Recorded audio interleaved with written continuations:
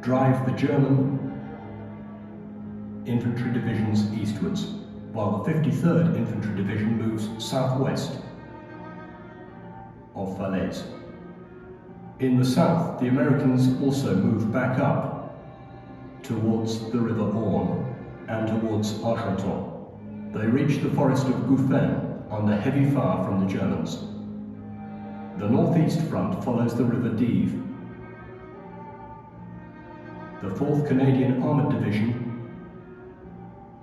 takes Trun, while the Poles seize hills 259 and 240, names that indicate the height of these hills on the maps the generals were using.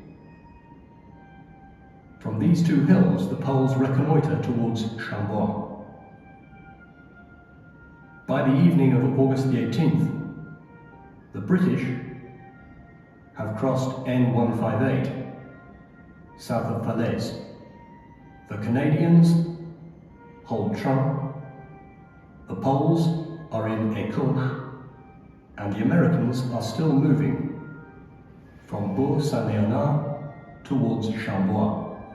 The Germans now have a corridor of only 3 kilometers to cross the River Dives by the bridges at Saint-Lambert and Chambois. Almost 55,000 Germans have already escaped the pocket, namely 40% of the troops encircled there since August the 13th.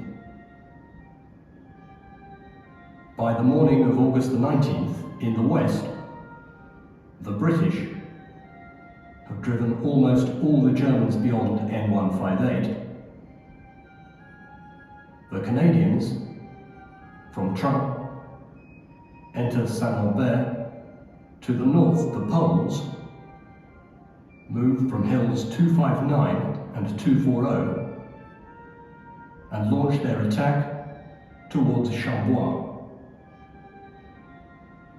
and hill 262 north, which they take by noon. This hill, nicknamed Maczka, is where we are and dominates the road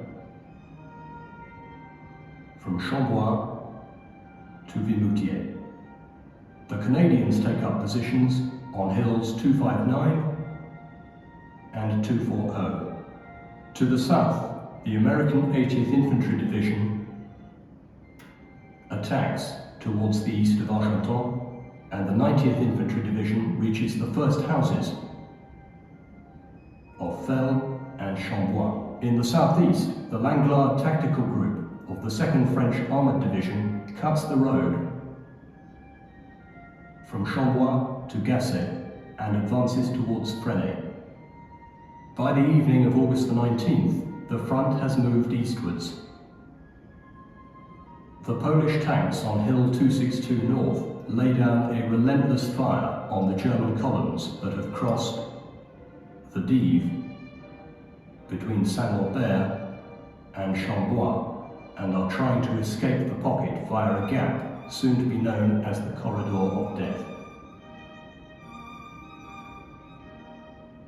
The Poles enter Chambois from the north and link up with the Americans at 7 p.m. But the link-up between Canadian, Polish and American troops is only partially successful.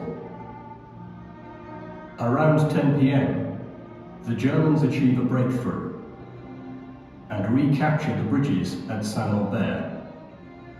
On the morning of August the 20th, the 2nd SS and 9th SS Panzer divisions, which have already escaped from the pocket, counter-attack westwards.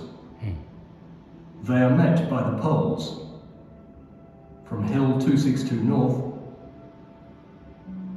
and the Canadians from Hills 259 and 240.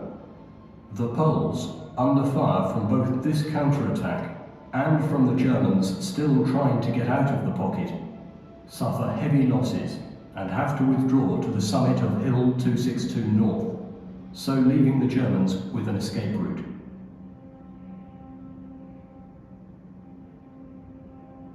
Fighting is also very heavy on the banks of the Dives, in Chambois, held by the Americans. and in Magny and Saint-Lambert, held by the Canadians.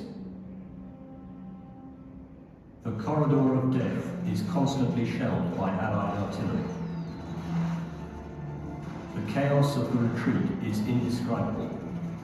The smoking carcasses of vehicles and the bodies of dead and dying Germans and their horses strewn on the roads present the terrifying sight of a routed army. More than 200 tanks, almost 1,000 artillery pieces, and as many vehicles are destroyed or abandoned. Only the bridges at Saint-Lambert and the ford at Moissy allow survivors to escape.